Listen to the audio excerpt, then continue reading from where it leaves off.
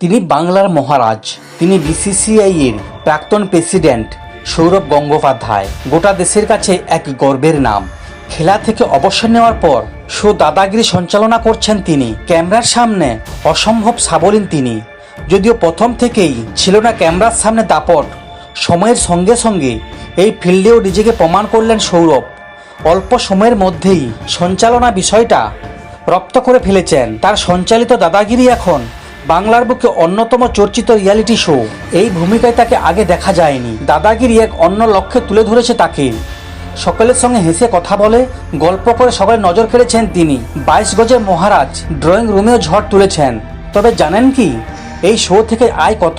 শুনলে আপনিও অবাক হয়ে যাবেন। বর্তমান সপ্তাহে 2 দিন সম্প্রচারিত হয় দাদাগিরি। রাত 10টার পর থেকে টেলিভিশনের পর্দায় দেখা যায় এই নন ফিকশন শো।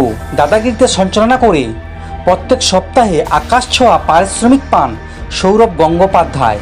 দেখতে দেখতে কেটে গিয়েছে টানা 10টি সিরিজ, তাও শো ঘিরে উত্তেজনা একটুকুও কমেনি।